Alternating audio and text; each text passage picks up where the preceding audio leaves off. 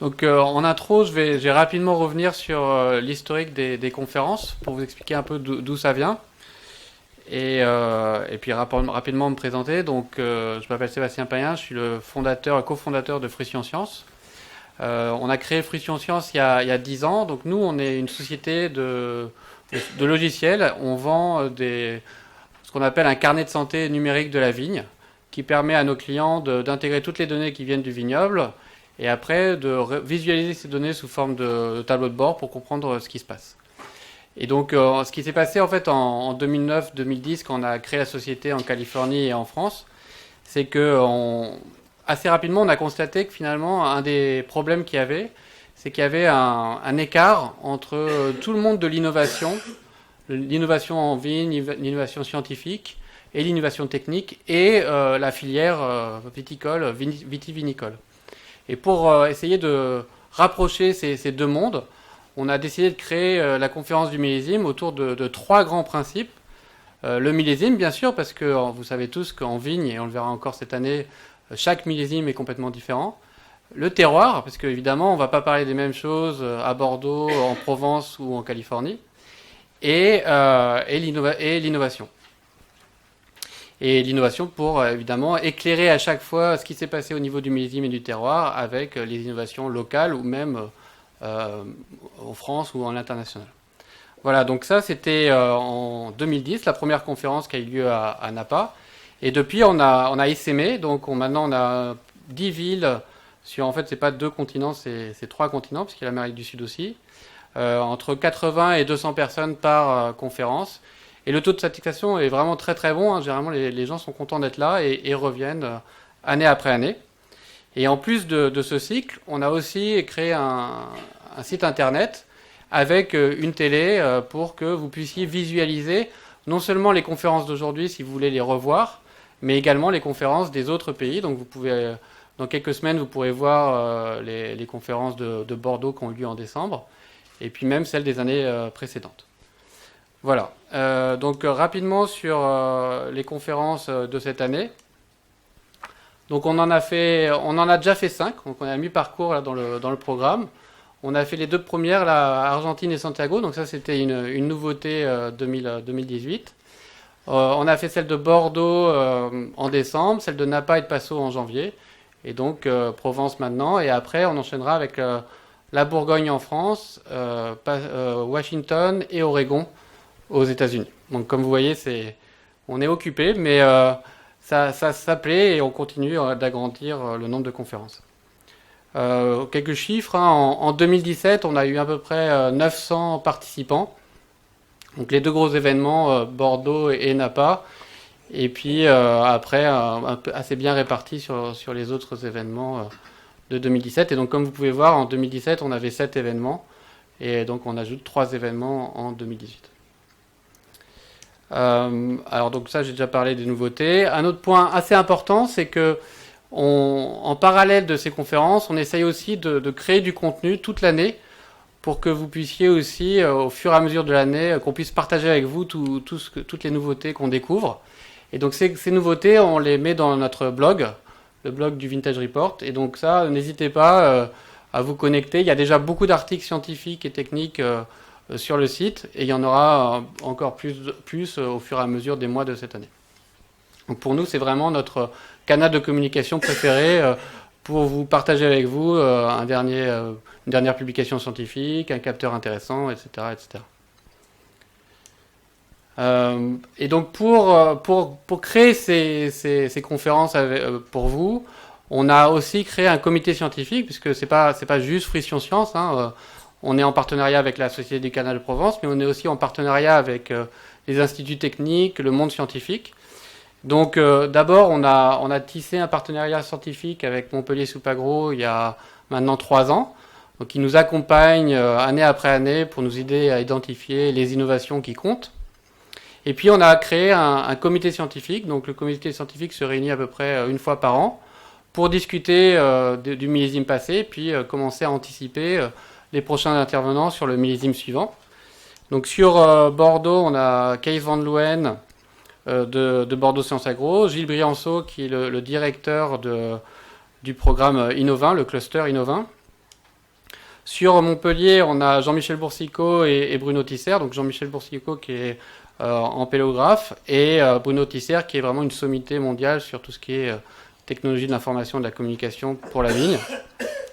Après, on a le directeur de l'ISVV, Alain Blanchard à Bordeaux, Éric Girohéro qui est le co-directeur de l'ISVV. Et puis sur la Bourgogne, on travaille avec Benjamin Bois et Régis Goujon. Et donc avec toutes ces personnes, on crée ces conférences tous les ans. Un autre élément important qui est peut-être pas aussi évident ici, mais on a un lien très très fort avec les formations. Donc on a déjà parlé de Montpellier. On présente régulièrement aux différents masters qu'il y a à Montpellier. Et on invite aussi les étudiants dans les événements. Donc, par exemple, à Bordeaux, chaque année, on a à peu près 50 étudiants qui viennent à nos conférences. On vous l'a dit, c'est la 3e édition de cette conférence du millésime en Provence. Et ce qui nous frappe, nous, de millésime en millésime, c'est la variabilité extrême des conditions climatiques, des conditions annuelles que subissent les viticulteurs dans notre région. Et c'est là-dessus que je voulais faire un petit propos d'introduction pour vous expliquer comment on avait construit en fait le programme des interventions d'aujourd'hui. Là, vous avez une vue de notre observatoire provençal. C'est un réseau de mesures qui est installé par la Société du Canal de Provence depuis 25 ans maintenant. C'est un réseau de mesure de la teneur en eau des sols non irrigués en Provence. Voilà, pour savoir en gros ce que le ciel nous a donné, quelles sont les conditions année après année. C'est un référentiel qui est intéressant puisqu'on a maintenant beaucoup de recul. Et c'est un référentiel qui est d'ailleurs co-construit avec le CIRAM, le Centre régional d'agrométéorologie.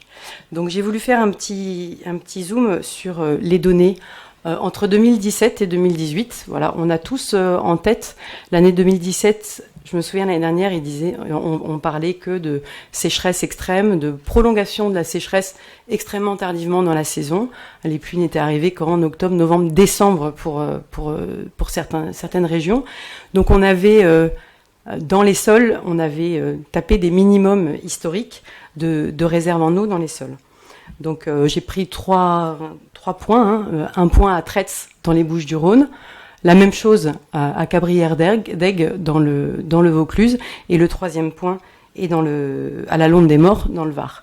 Donc à chaque fois, ce phénomène d'un épuisement intense, d'un épuisement total des réserves en eau des sols en 2017. 2018, on change complètement de décor. Bienvenue sous les tropiques. La pluviométrie a été historique sur certaines périodes de l'année, entraînant pas cette fois-ci des problèmes de déficit hydrique, mais tout un tas d'autres problèmes en série qui ont compliqué la vie des viticulteurs dans la région. Donc, je vous ai mis une petite illustration. Certains l'ont déjà vu. Si en 2017, je vous avais montré une photo de vigne, on aurait eu les feuilles rabougries, défoliation au pied, etc. Là, certains connaissent peut-être, vous savez ce que c'est ? Voilà, c'est une vigne qui fait des racines dans ses parties aériennes.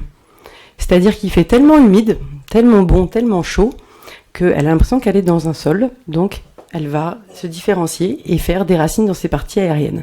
Et cette photo a été prise dans le Var. Voilà, l'année dernière, en juin, dans le Var. Voilà, je crois qu'ici, on a une experte de la vigne en milieu tropical. Moi, j'avais jamais vu ça sous nos climats méditerranéens, sous les tropiques plus. Voilà, donc ça, c'est le marqueur de l'année 2018, cette humidité, cette moiteur, cette chaleur. Voilà. Donc, évidemment, la question qu'on se pose, c'est comment les vignerons vont pouvoir s'adapter à cette variabilité temporelle, spatiale, variabilité aussi de leurs pratiques, variabilité des enjeux, de marché, etc. Il est de plus en plus difficile quand on passe d'extrême à l'autre comme ça, de s'adapter année après année. Donc c'est tout l'objet de ces conférences, c'est de pouvoir prendre un temps pour se poser, revenir, regarder un peu dans le rétroviseur ce qui s'est passé, se poser la question, analyser le phénomène, se dire est-ce qu'on aurait pu agir mieux, agir différemment, quelles ont été les conséquences pour préparer la répétition éventuelle de ce type de phénomène dans le futur.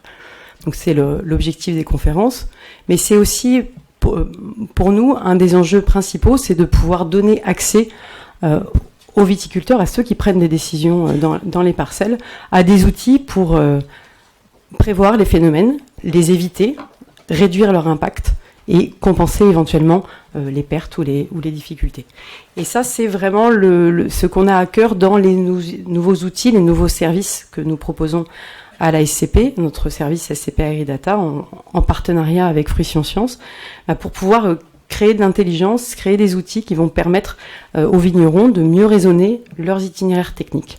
Pas seulement l'irrigation, aussi quand c'est d'autres questions qui se posent, comme les questions de la pression des maladies. C'est pour les outils que nous développons, que certains d'entre vous connaissent déjà, Sébastien en parlait, sont des outils notamment numériques qui permettent surtout de traiter un très grand nombre d'informations de manière vraiment facilitée pour les producteurs, pour que au quotidien ce carnet de santé de vos vignobles vous soit utile dans votre prise de décision au quotidien. Et on ne peut plus juste regarder un paramètre, ça c'est pas possible. Si je regarde que la teneur en eau des sols, je vais passer à côté de ces phénomènes de température extrême, de cette poussée parasitaire, etc. Si je regarde un capteur et que j'ai pas une vision spatiale de ce qui est en train de se passer dans mon vignoble, ce capteur me dit sans doute quelque chose qui est valable en ce point donné, mais qui n'est pas valable ailleurs. Si au niveau d'un territoire, on échantillonne un petit peu trop, sans avoir une vision spatiale et temporaire, là aussi, les conseils qui peuvent être donnés risquent de passer à côté de l'essentiel. Donc c'est vraiment cette dimension croisée de l'intelligence, de l'expertise technique, croiser différents spécialistes au cours de conférences et proposer des outils qui s'améliorent et qui répondent, on l'espère, vraiment aux besoins des vignerons. Tout ça pour en arriver à l'objectif de cette conférence, au programme qu'on a pu déterminer pour cette année. Donc je vous l'ai dit, la caractéristique, c'est la chaleur et l'humidité. Donc évidemment, cette année, contrairement à l'année dernière, on s'est moins focalisé sur la question vraiment du déficit hydrique, etc. On a voulu d'abord avoir un bilan météorologique 2018 en faisant appel à Arnaud Trac de la société Weather Measures qui va vraiment nous faire un panorama de ce qui s'est passé dans la région. Et vous allez voir que je ne veux pas faire de teasing, mais c'est assez intéressant parce qu'on est complètement à l'inverse de ce qui se passe au niveau national et avec des phénomènes d'une amplitude assez inégalée. La conséquence de cette météo capricieuse, c'est une poussée parasitaire. Il y a des vignerons dans la salle, des techniciens, des directeurs de caves coopératives, présidents de syndicats. C'est pas une surprise qu'on parle cette année du mildiou qui a eu des effets vraiment dévastateurs sur une partie de notre vignoble provençal. Et donc Caroline Goutsoulard de l'IFV viendra nous présenter le bilan 2018 des maladies cryptogamiques, c'est pas facile à dire, en Provence. On fera une courte pause, on reviendra ensuite, comme on le fait tous les ans, sur la constitution de ce millésime, avec les suivis que nous avons pu effectuer sur les différents sites de référence que nous avons en Provence. Donc on suivra en particulier le parcours hydrique de la vigne, qui est étonnant cette année, on peut dire ça. Et puis le bilan de tout ça, ce sera de voir à la fin qu'est-ce que ça nous a fait comme raisin. Donc un retour sur la maturation et une comparaison avec les derniers millésimes grâce au réseau de mesure de Vivelis. Donc Nicolas Bernard nous fait l'amitié de venir encore représenter ces résultats qui sont toujours très très enrichissants. Voilà, et enfin comme c'est intéressant de confronter après ces présentations scientifiques et ces bilans à la réalité, à comment les vignerons ont perçu ce millésime, comment ils l'ont vécu. Est-ce que ce qu'on a discuté aujourd'hui résonne, on trouve écho dans leurs exploitations.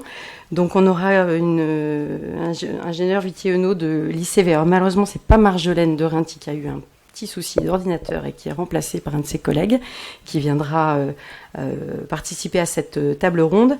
Charlotte de Vézade du château La Martinette, Rémi D'Espagné du château de Pourcieux et monsieur Antonio Mercadet de Sainte-Roseline qui viendront échanger avec vous sur les faits sur ce millésime.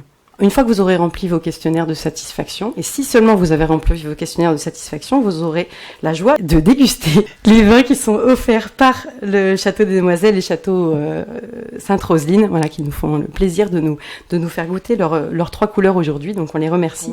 On remercie ceux sans qui ces conférences ne pourraient pas être organisées, les sponsors de la conférence du millésime en Provence, mais dans le monde entier, donc la société Lafort, Vivélis, la société Pélinck, bien sûr Fruition Science, les partenaires, donc Fruition, Montpellier Supagro pour son comité scientifique et la SCP qui nous accueille une nouvelle fois dans son domaine du Tolonais.